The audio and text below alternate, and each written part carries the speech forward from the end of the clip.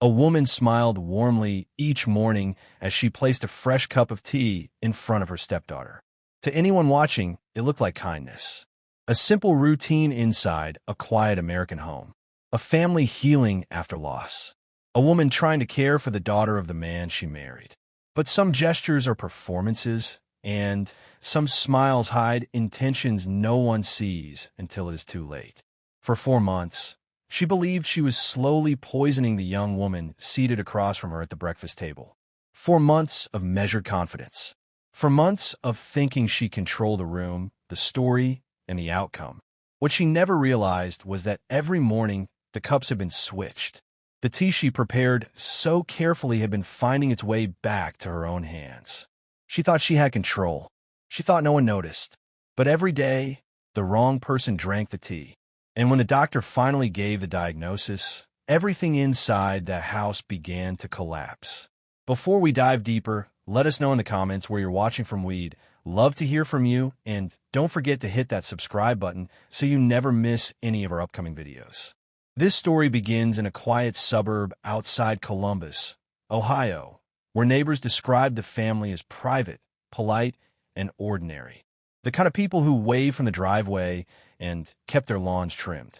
The father, who we'll call Daniel, had spent most of his life building stability after years of struggle. Friends said he was dependable, soft-spoken, and devoted to his only daughter, whom we'll call Claire.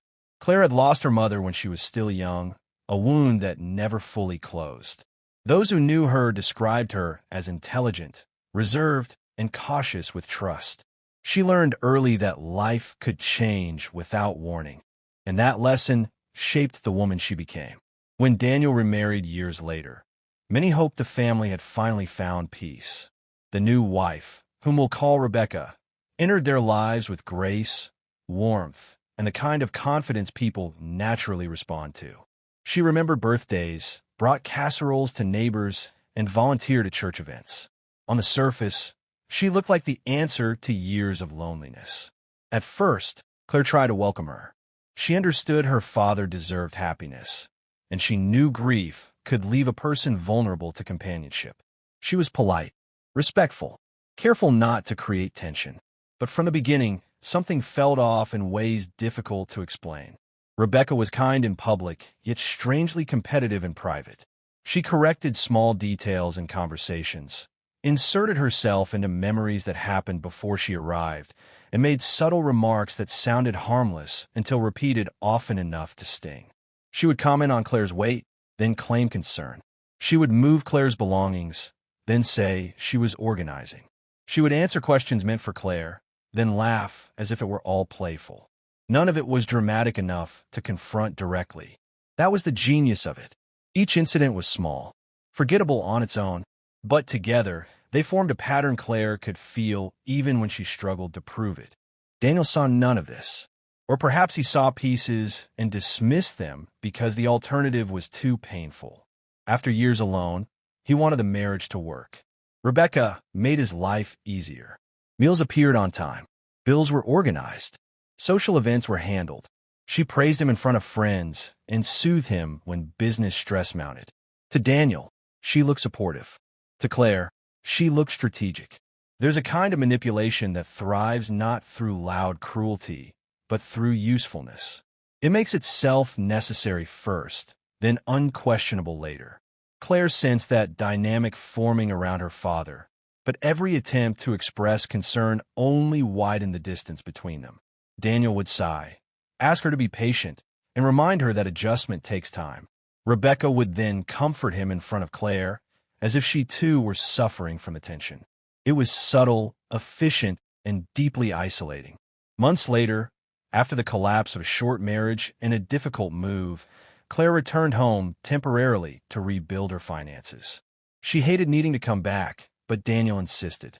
Rebecca welcomed her with a smile that seemed almost too eager. The guest room was prepared. Fresh towels folded. Herbal tea waiting on the nightstand. "This house is your home," she told Claire warmly. Yet within days, the old discomfort returned stronger than before. Rebecca wanted to know where Claire went, who she spoke to, when she planned to leave, and whether she was applying for jobs seriously enough. Questions came wrapped in concern. Boundaries were treated as insults. If Claire closed her bedroom door, Rebecca asked if something was wrong. If Claire skipped dinner, Rebecca asked if she was avoiding family. Every normal act was interpreted as emotional tension, then reported to Daniel in softened language that made Claire appear unstable. Then the symptoms began. Every morning, Rebecca insisted on making tea. Something calming, she would say.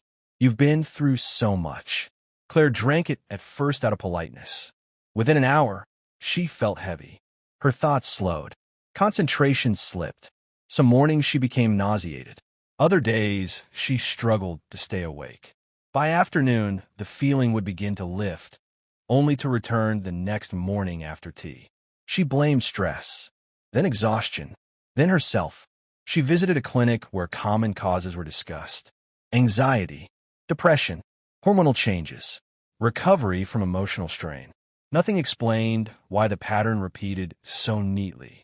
Rebecca, meanwhile, became Claire's loudest source of sympathy.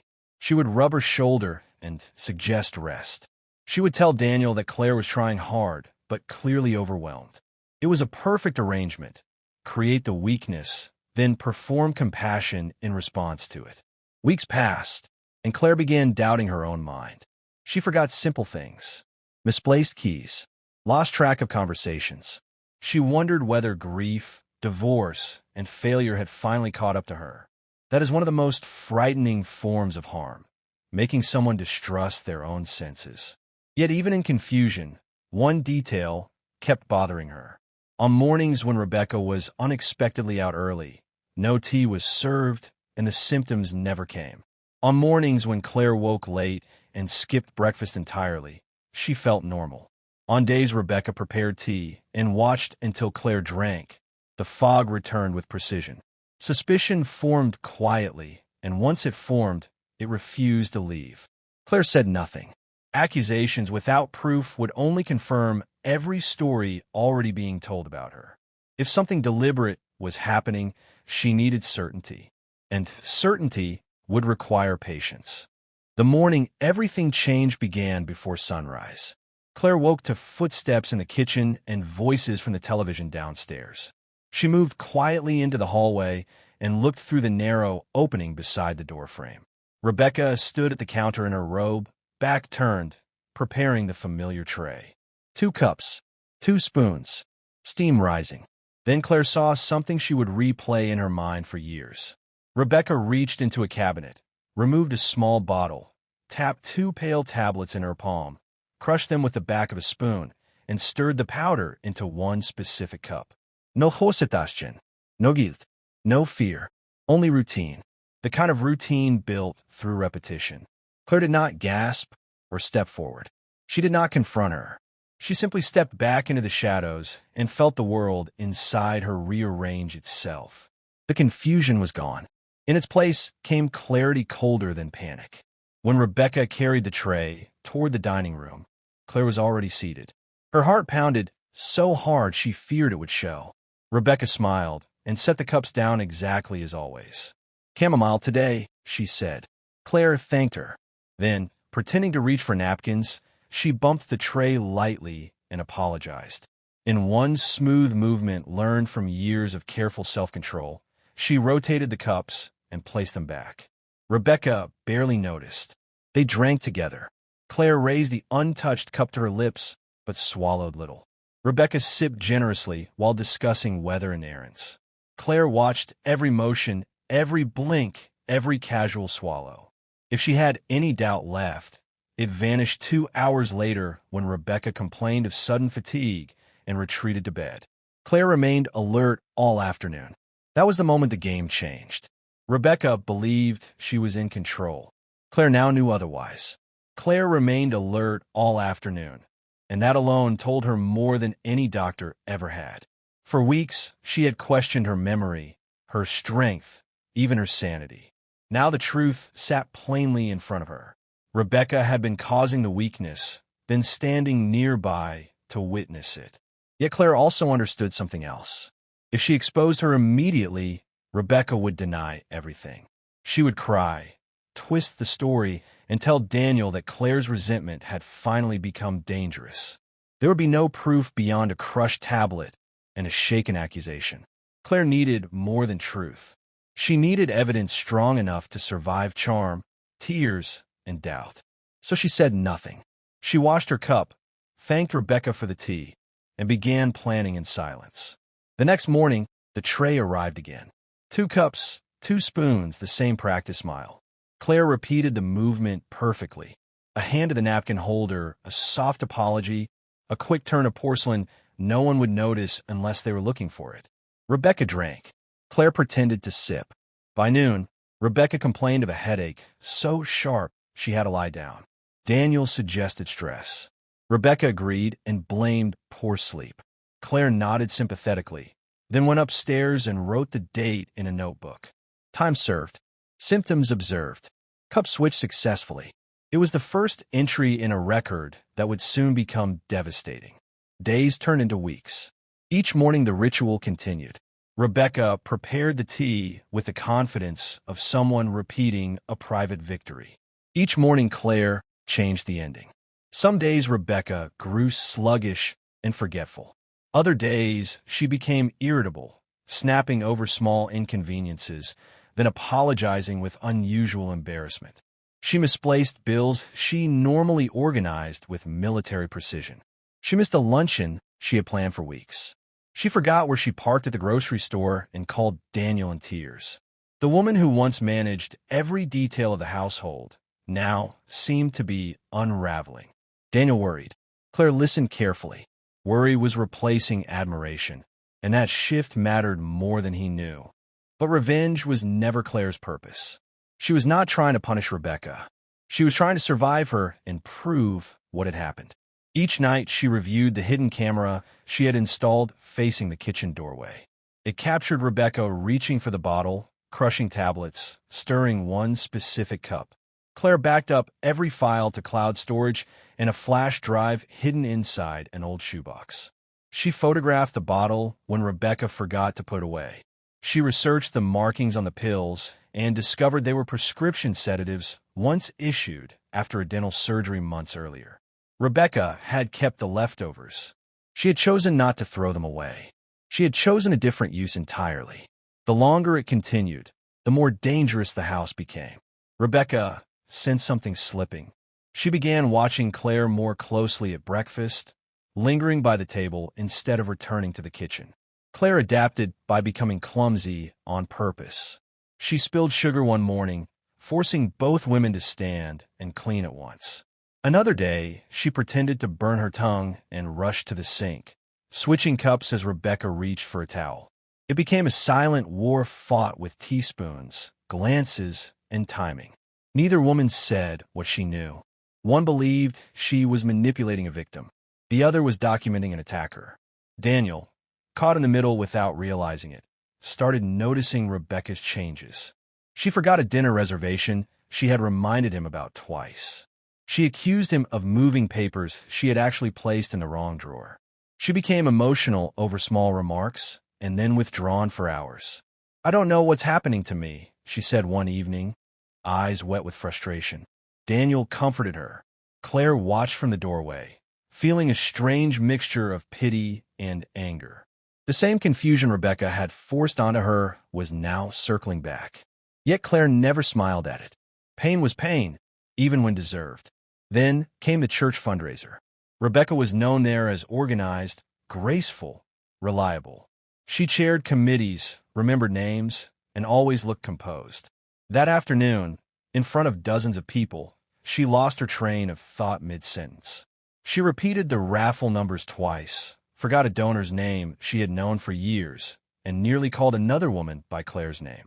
Whispers spread quickly. Rebecca laughed it off, but humiliation followed her home like smoke. In the car, she snapped at Daniel for driving too fast, then accused him of embarrassing her by staring like she was sick. Daniel stared ahead in silence. Something had changed in him, too.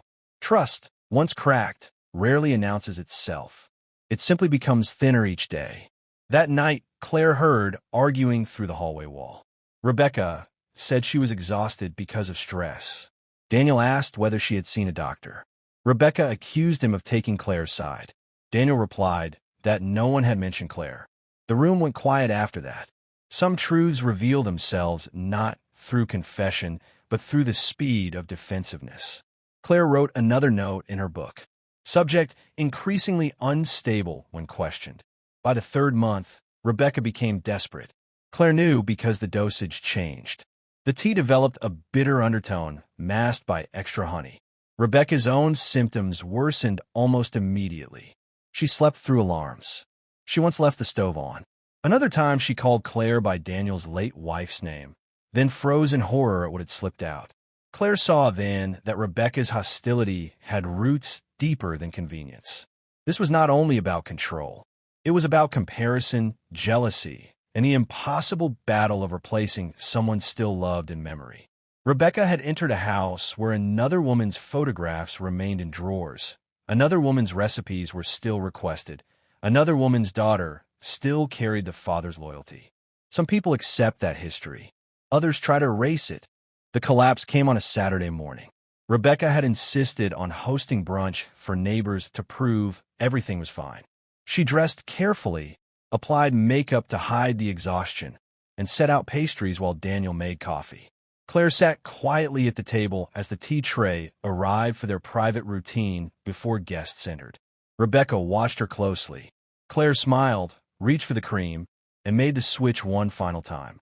20 minutes later, while greeting guests in the living room, Rebecca's words slurred. She gripped the back of a chair, blinked hard, and crumpled to the floor. Plates shattered. Someone screamed. Daniel rushed to her side. Claire dialed emergency services with calm hands. At the hospital, doctors first suspected dehydration or a neurological event. But blood work told a different story. Sedative compounds were present in levels consistent with repeated exposure. The attending physician asked routine questions about prescriptions, alcohol use, and medication history. Rebecca denied everything. Daniel looked stunned. "How could this be in her system?" he asked. Rebecca, pale and frightened, turned slowly toward Claire. For the first time since this began, her confidence was gone. "She did this," Rebecca whispered. "She's been trying to hurt me." The accusation hung in the room like smoke. Daniel looked from wife to daughter, desperate for someone to make sense. Claire spoke quietly. "If I wanted to drug her every day," she said, "how would I know she'd been drinking tea with sedatives every morning?" Silence followed, so complete, even the hallway noise seemed distant. Rebecca's face changed first, then Daniel's, because Claire had said what no one else in that room knew. Every day. There. Sedatives. Routine. Knowledge only one person should have possessed. Claire opened her bag and placed a flash drive on the bedside table. "There's more," she said. Daniel drove home alone and returned an hour later with a laptop. In the hospital room, he watched video after video of Rebecca crushing pills into one cup, stirring carefully, carrying the tray, smiling. Then footage of Claire subtly rotating the cups. Morning after morning, Rebecca sobbed, then screamed, then claimed it was only to calm Claire's anxiety. She said she never meant harm. She said the dosage was small. She said she was helping. But the videos continued, indifferent to excuses. Intentions become difficult to rewrite when recorded in high definition. Daniel sat motionless through most of it. People imagine rage as loud, but some of the deepest anger arrives quietly. When the final clip ended, he closed the laptop and asked one question. "How long?" Rebecca answered through tears. "A few weeks." Claire slid her notebook forward. Dates filled page after page covering 4 months. Daniel did not raise his voice. He simply stood and walked out of the room. Nurses later said Rebecca begged for him to come back. He never returned that night. Police were contacted once the evidence was reviewed. What began as suspected poisoning widened into financial misconduct when Daniel checked household accounts. Payments had been moved. Passwords changed. Insurance documents altered. Rebecca had listed herself as sole beneficiary on policies Daniel never realized had been updated. Emails to friends had been sent from Daniel's account, creating distance where none existed. Claire had been the first obstacle, but not the last. Control had been expanding quietly through the house for years. The tea was only the part that became visible. Neighbors who once praised Rebecca struggled to reconcile the image with the evidence. Some defended her, insisting stress can make people act irrationally. Others admitted they had seen flashes of cruelty disguised as humor. That is often how these stories unfold. Warning signs rarely arrive as monsters at the door. They come as jokes that wound, favors that isolate, kindness with strings attached, concern used as surveillance. By the time the larger pattern appears, many smaller moments have already been normalized. Daniel filed for divorce within a month. He apologized to Claire more times than she could count, though apologies alone cannot restore years of dismissal. Trust between father and daughter had to be rebuilt slowly through actions rather than speeches. He attended counseling. He learned how easily loneliness had made him overlook what should have been obvious. Claire, for her part, carried guilt of her own. She wondered whether she should have gone to police sooner, whether switching the cups had crossed a line, whether survival can leave stains even when justified. Those questions stayed longer than the court process ever did. Rebecca eventually accepted a plea agreement related to unlawful administration of medication and fraud charges tied to financial records. She avoided a lengthy trial but lost nearly everything else: reputation, marriage, standing in the community, and the illusion that she could script other people's lives forever. Some who knew her said she remained convinced she had only been trying to keep the family together. That may have been the story she told herself. Many harmful people need to believe they are rescuers, not destroyers. Claire moved into her own apartment the following spring. She found work, rebuilt routines, and relearned what mornings felt like without fear. For months, she still hesitated before drinking anything prepared by someone else. Trauma often lingers in habits long after danger leaves the room. Yet healing arrived in ordinary ways: uninterrupted sleep, laughter without suspicion, tea chosen by her own hand. She kept the notebook in a drawer, not as a trophy, but as proof to herself that she had trusted her instincts when everyone else asked her not to. Years later, when asked what frightened her most, Claire did not mention the pills or the deception. She said the worst part was how close she came to believing she was broken. "If I hadn't woken early that morning," she said, "I might still think something was wrong with me." And that may be the deepest lesson in this story.